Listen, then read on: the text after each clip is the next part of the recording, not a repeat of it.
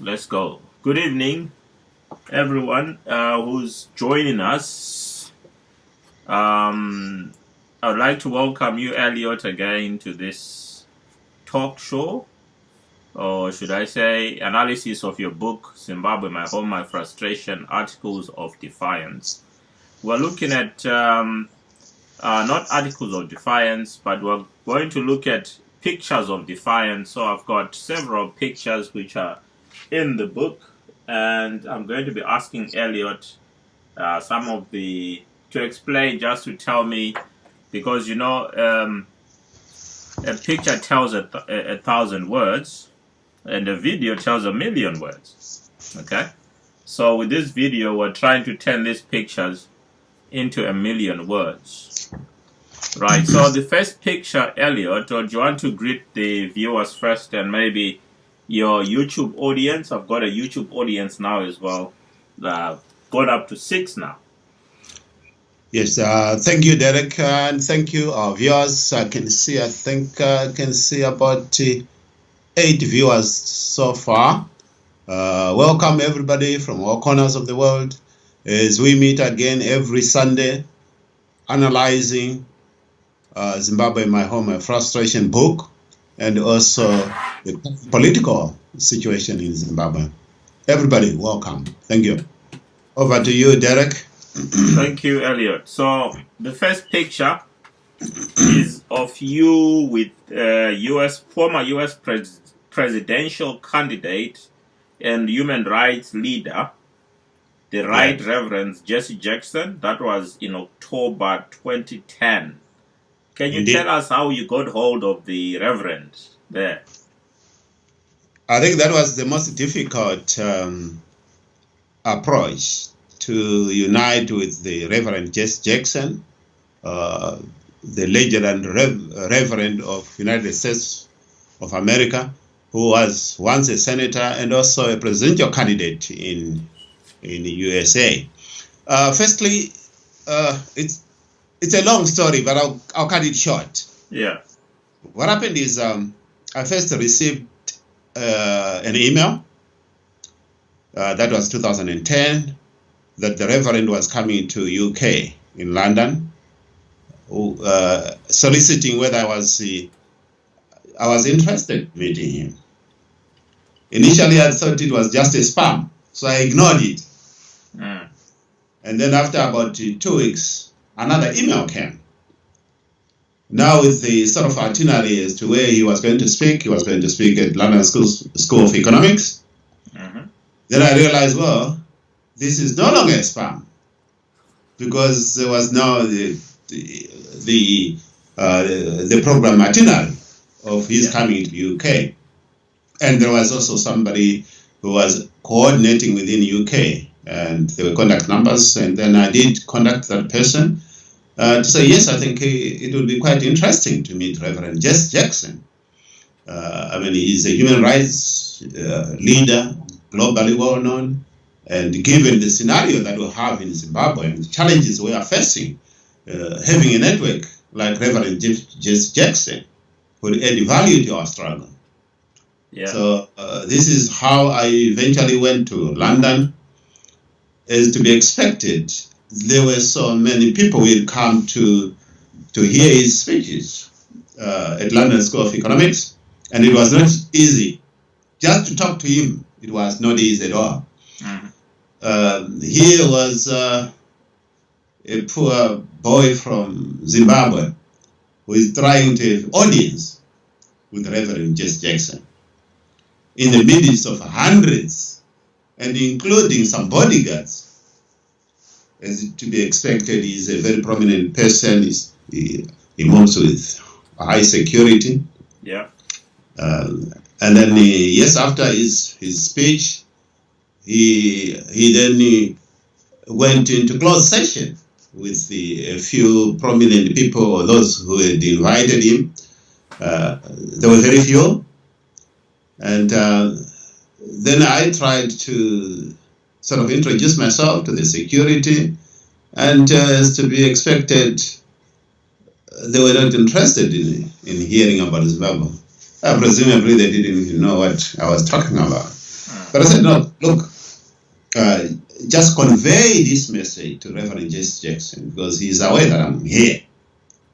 And then after conveying to Reverend Jesse Jackson, and then I was allowed in the closed session. So that's how I eventually find myself in the same room with Reverend Jesse Jackson. And I then discussed with him, updated him on the Zimbabwean situation and the current scenario in terms of the political dynamics and power dynamics. And we were also at the height of 2010. Yes, we were in government of national unity, but we are aware that the government of national unity had challenges. So all those, I managed to update him, and hence you saw that picture. So yes, this chapter 6, I then sort of assembled certain pictures of a historical nature, sort of fixed points in our history. Okay. So that is one of it. Okay, so moving on to the next picture. It's the one where you say, in memory of my murdered brother Matthew Pfebve and those fallen during a hero's commemoration in August 2009. Now, is Matthew the one on the left on that page? No, those were people commemorating. Yes. Oh, so those okay. were commemorating. That's you in the middle. After his death, yeah. It was way after his murder, yeah. Okay. Right. The late brutal Governor Bodagezi with his PA, Mrs. Jones. Yes. What are your memories of that man? I know you brushed shoulders in terms of fighting for political space in Bindura. Indeed. Maybe our viewers might be also interested that Bodagezi knew me well before MDC was formed, and well before I joined the politics as far as MDC is concerned, because I was a businessman and had some sort of dealings with the Bindura in terms of supplying computers, etc. This is where I knew him before. So yes, that picture epitomizes a person whom I knew as maybe an effective governor before, and then who turned into a very brutal person. So that picture, the reason why I did include it in chapter 6 was to remind people of the brutal Bodagezi. And as you remember, that Bodagezi was instrumental in the setting up of the militia, ZANU-PF militia. Yeah. Otherwise better known as the Green Bomber. So yes, in putting his picture there, a contrast with his PA, who was a white lady, and how eventually he became anti-white farmers. It's a stark contrast with that picture. Yes. The other picture I'm looking at now, first MDC star running Bindura 2000 general elections, part of a 40,000 strong crowd. The showground ZANU-PF disputed the figure and pegged it at 25,000. And you got 11,500 votes from that. Yes. So it means you got more than half. Indeed. No, 11,000. No, that's less than, because half is 12,500. Are you saying more than half of the people who attended? I mean, more than the ZANU-PF figure of 25,000. You got just under half of that. No, in terms of the ZANU-PF got 12,000 something, nearly 13,000. I got 11,000. The difference was about 1,000 something. Okay. What I guess, yeah. Yeah. So you almost made it into parliament. Indeed, yes. It was a close fought, irrespective of the fact that they unleashed all their terror tactics on Bindura. And some of our viewers might remember when Robert Mugabe says, I've got degrees in violence. Yeah. He uttered those words in Bindura, and it was after that rally. Okay. Yeah. The first star rally of MDC was in Bindura, and that is that picture that you are looking at, which was over 40,000 people. So what's a star rally? We've seen a lot of politicians are using this term, star rally, and some of them are promising rice at star rallies. Did you promise any rice? No, it did. I think people were ripe for a new dispensation, for a democratic change. Those people were willing people who came willingly without being coerced, unlike ZANU-PF. So Star Rally would be a sort of a master rally, which is, you are then advertising it beyond a city or beyond one place. Okay. So you get people who come from the whole province, for example. If you've got a Star Rally in March Central, you get people who come from beyond that town or that center. Yeah. So that's what we call the Star Rally. Okay. So that distinguishes it from just a meeting. Okay. Yeah. So what I was also explaining is that so the first Star Rally of MDC was in Bindura, where over 40,000 people attended. Yeah. Now, in the same token, the first Star Rally of ZANU-PF was also in Bindura. Okay. Follows after the MDC rally. So MDC's rally was at showground in Bindura town. Mugabe is in the rural part of Bindura, Manenga business center. Okay. And it was at this business center, Manenga business center, that Mugabe declared that MDC and the opposition the enemy of the state, and that's when he then declared that he has got degrees in violence. And from then he unleashed violence against opposition. How big was the crowd at their Star Rally, ZANU-PF? It was nowhere half the number of people who came for MDC Star Rally. Okay. Yes. Right. Then you are campaigning deep in rural Msana, rural part of Bindura constituency in 2000. How effective was this village-to-village campaigning? I see there you've got a megaphone, and yes, you are backing into the microphone there. Indeed. Yes. How effective do you think was that kind of campaigning? Let me just show this to my viewers on here. So this is the Musana one, rural area. Yes, I think it was very much effective. When the MDC started, what we wanted to do was to take the struggle to the people at the grassroots.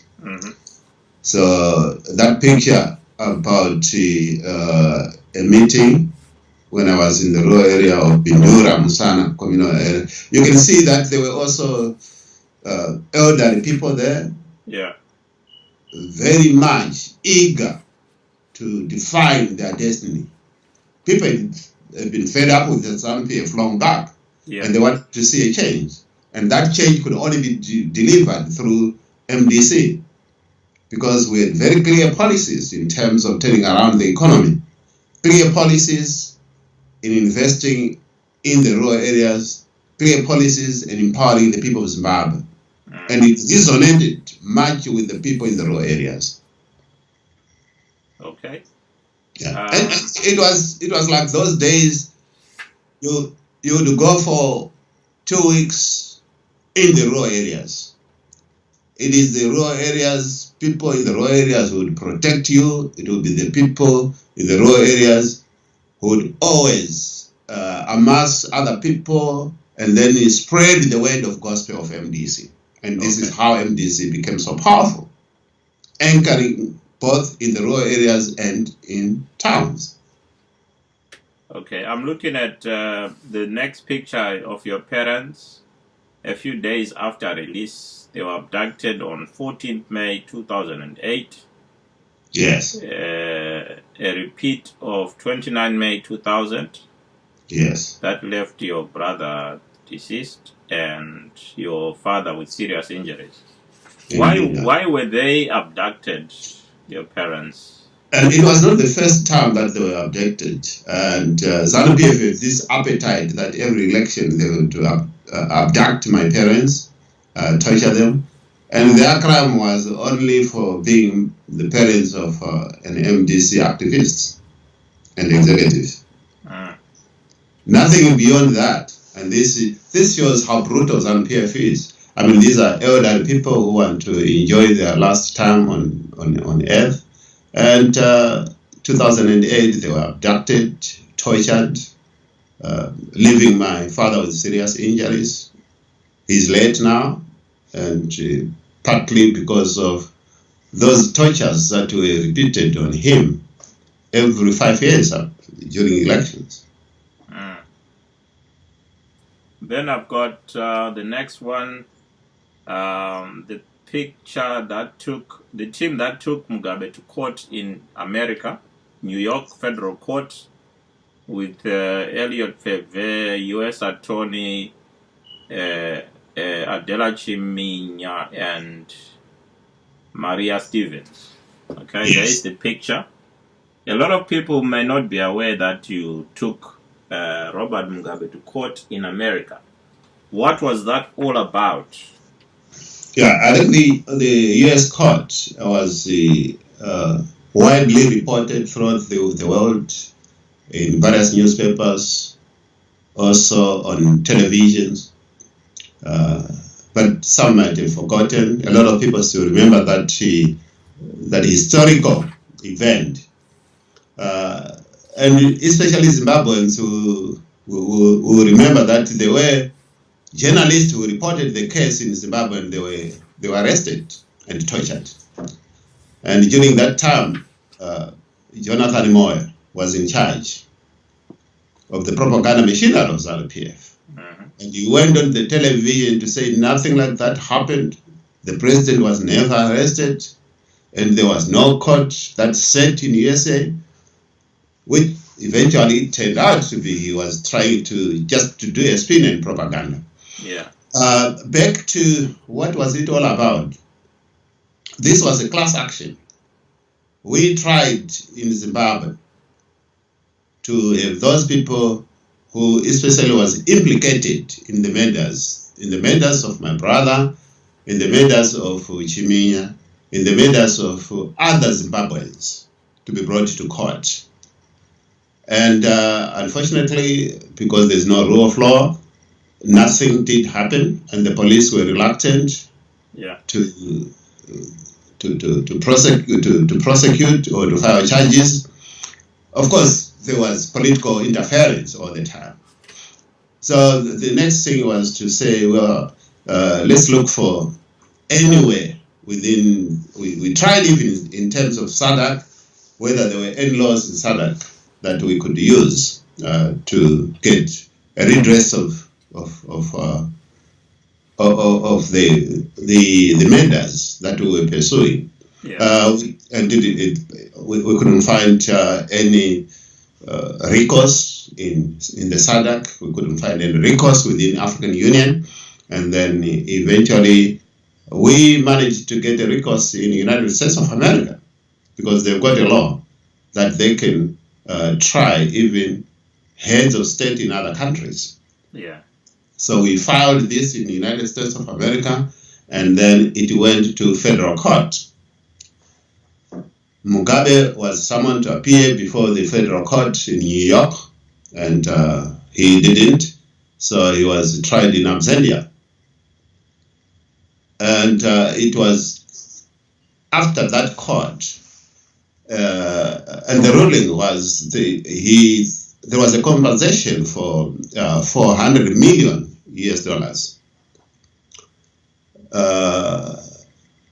And the court also ruled that they would pursue confiscation of assets towards that ruling. And this is, again, part of the process that eventually made the Congress in the USA to impose sanctions, targeted sanctions on Robert Mugabe in terms of travel ban. So, among other factors. But then, looking at some of you might say, okay, where are we on that case? After the trial, Mugabe realized that the United States of America ruling would be a very serious one, and he would ignore it at his own peril.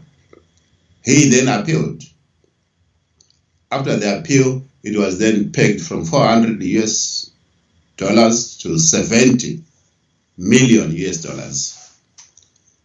But he still appealed, and his argument was that he was a member, he was head of state, he was therefore immune from persecution.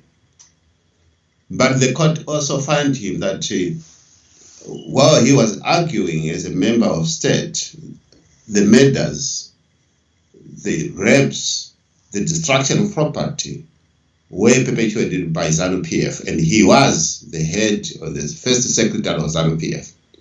Therefore, he was guilty as head of ZANU-PF. Mm-hmm. So, yes, so that was the case, and that was the ruling, and it still stands. Okay. So that picture you are looking at there is a reminder of that historical event in the United States of America. Okay, thank you for that.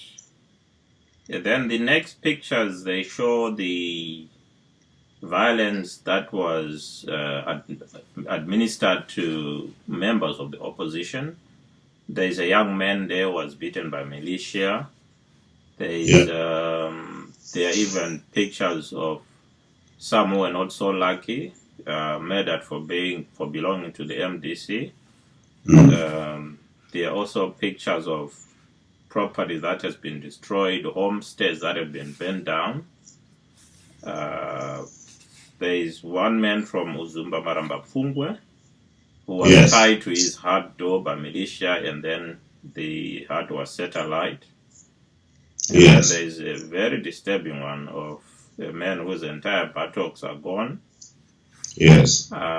He was from the Mudzi area, Mashonaland East, brutally beaten on the buttocks by ZANU-PF militia for being an MDC supporter.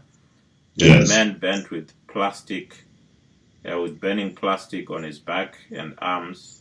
His home was burnt, and his animals were doused in diesel and burnt alive. Yes. So all those gruesome images showing evidence of the violence which took place. Yes. Any comments on that? Yeah, I think that shows that violence in Zimbabwe is systemic and also is institutionalized. It is at the core of the leadership. In other countries, you might have violence perpetuated by individuals, a group of people with no authority. In Zimbabwe, it's a different situation altogether. Robert Mugabe is at the helm of unleashing violence. This is why you find even in 2013, when they actually used Nikov to rig the elections, when they were pretty sure that the rigging mechanism has worked, they didn't command violence. They actually stopped the violence, which means, if you look at it, it is at the highest level of government and leadership of ZANU-PF. The institutions of brutality rest at the doorstep of Robert Mugabe and the senior leadership in ZANU-PF. Now, those pictures that you are talking about, I looked at it that, yes, I might put words into the various incidents of violence that happened in Zimbabwe. And sometimes it fails to sort of convey the gravity of violence that were perpetuated by ZANU-PF. So that's why I decided, well, let me capture in graphical terms, putting pictures, showing pictures of defiance. Those people who were brutally, some of them brutally maimed, brutally murdered by ZANU-PF militias and sometimes war veterans. Some of them were very innocent. Some of them were actually MDC cadets who were defying at all odds the machinery of ZANU-PF. Yeah. So yes, so those pictures, it's a catalogue of the brutality of ZANU-PF, and I want people out there to be able to see the horrific injuries that people have been suffering just for exercising their right, irrespective of the fact that the Constitution of Zimbabwe gives them the right to express their rights, freedom of expression, freedom of speech. But we know in Zimbabwe, although they say there's freedom of speech, there is no freedom after the speech. Yeah. Right. What I've just noticed, you know, the court case in America? Yes. That is, there's a whole chapter on that, and it's yes. The next chapter. And then, so I think actually, since we've talked about it, we can even skip the U.S. court case chapter 8, so that readers can go through the chapter 8 and read it for themselves. And also I've noticed that chapter 9 has got the names of up to 120 names of MDC supporters, members who were killed due to political violence. And there's about 120 of them. So again, I think together with those pictures, I think people can then go through and see for themselves. And number 14 is your brother Matthew Pfebve of Mondavi on 30 April 2000. Okay, correct. Yeah. Right. So I think what we'll do is maybe talk a little bit about because there are a few pictures now of your involvement in the diaspora in the UK and Portugal and stuff like that. Maybe you can just summarize those are the next pictures that appear. Yeah. And you've also got a picture with Foreign Affairs Minister of Malawi, David Katsonga, in 1999. Yes. Minister of Foreign Affairs. Then you've got pictures in Portugal, in which you confronted Robert Mugabe. Then you've got, after that, there's one that I saw here. That's all Portugal. But there's one with John Makumbe. Yes. UZ law lecturer. It was in Portugal. Well, oh, was it in Portugal as well? Yes. Okay. Yeah. So maybe, and he had... he also came to Portugal. I see. Okay. Yeah. So maybe you can explain what happened in Portugal. And then I don't know if we can have time because chapter 10 is just going back to Zimbabwe after 9 years. I don't know whether we can do that today or we can do it next week. You decide. I think we can do it. We can do that next week. Yeah. Okay. So let's talk about Portugal. Yes, Portugal. I think it was 2007. There was an EU summit. Yeah. Mugabe was invited, as all the African heads of state, and the summit was in Portugal, Lisbon. So we decided that we would go to the summit and confront Robert Mugabe with clear points, demanding the names of those people who have been murdered by his government, by his party, and we also wanted to do a citizen's arrest on Robert Mugabe on the basis of those murders. There were about, I would say maybe about 22 Zimbabweans. Yeah. So we flew to Lisbon. There were other demonstrators also against other leaders who were tyrant leaders, including Gaddafi of Libya. And Zimbabwean contingent, I would say, I have to be very thankful. They were the most forceful of demonstrators in Lisbon, the most visible. And also, as you would expect of such a historical summit, there were quite a lot of media. The CNN, BBC, Al Jazeera, also TV stations in Africa, including SABC. And we capitalized on that to convey our message of dismay of Robert Mugabe. Yeah. By that time, Robert Mugabe was also on targeted sanctions by the EU. And we were also demonstrating against some leadership of EU who were supporting Robert Mugabe's presence. And that included the Chancellor of Germany. Is that Angela Merkel? Yes, Angela Merkel. And we conveyed our dismay to that. And I think it was right, and it should be Zimbabweans all over, wherever we are. We should be united, demand what is rightful ours, and demonstrating our dismay against this regime of Robert Mugabe. And that is exactly what we're doing in terms of Lisbon. And I think it was a very successful. We made our presence very felt. Can you talk to us about your confrontation with Gaddafi's bodyguards? Well, yes, it was during the same time. There were people demonstrating against Gaddafi. Those were from the diaspora. There were fewer than Zimbabweans. I would say, well, Zimbabweans were about 22, and maybe there were about 7 or so with placards, knowing that Gaddafi was a very feared man. Even people in the diaspora were very fearful of him from Libya. And Gaddafi would be surrounded by female bodyguards. And normally they were teenager bodyguards.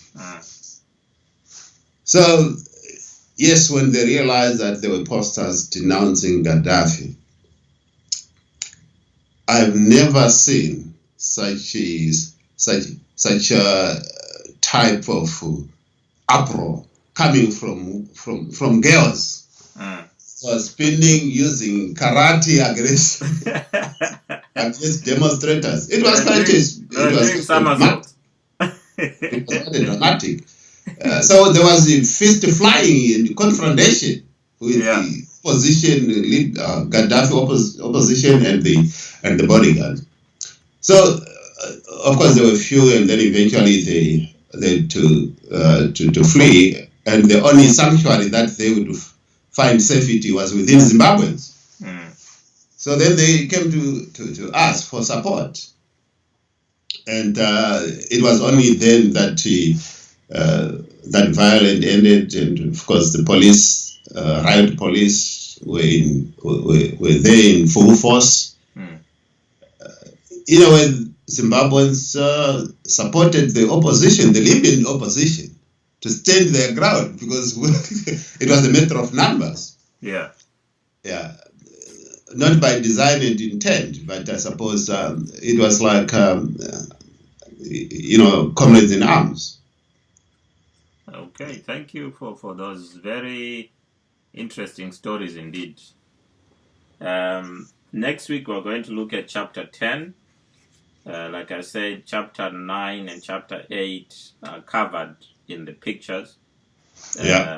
But the whole of chapter 8 is just the full court case, which you can go through, and we're not going to read the whole court case here.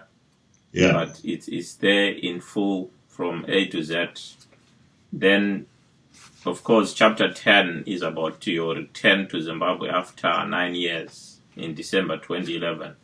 And we're going to talk about that next week. So I would like to thank our viewers for watching. both on Facebook, and we're going to post this on YouTube. It's we are using Skype to record this, and then we'll post it on YouTube soon after.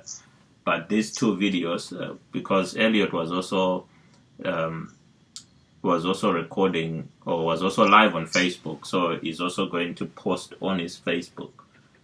Yeah. So, are there any questions? I don't have any questions today from my Facebook, but do you have any questions there, or any people you'd like to acknowledge? I've got Cyprian and Savannah. I'd like to acknowledge them, but there were others before that. The names have disappeared now, but I know George was there.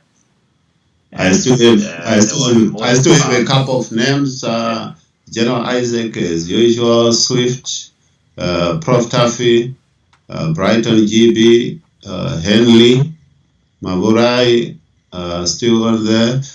Let me see if I've got any questions there. Yes, a picture tells 1,000 words. Thank you very much. I was watching your interview, and okay, well done. So yes, Prof. Taffy says he watched our protests in Portugal. So he's been following, and yeah, he's very supportive of that. So yes, not necessarily questions, but compliments. Okay. Yes. Okay, so I think we end it here this week, and on next week we're going to finish the book of chapter 10, but there's another book which you wrote on sustainable development. I think that one will help us to maybe to delve into the economic issues, social justice, social justice and economic, and really what's happening around the world. I mean, we'll look at that, and then how many chapters is that one? Do you know? I think maybe about 8, if I remember. Yeah, so I think we'll go deep into the sustainable development issues with that one. Yeah. And thank you for watching, guys. Pastor Mids, thank you for joining in. I think you've joined us when we're just getting finished. But anyway, the video will be available on my Facebook wall. So thank you for watching. Thank you for watching, my viewers. We'll meet again next week, almost same time on Sunday. Thank you. Goodbye. Goodbye.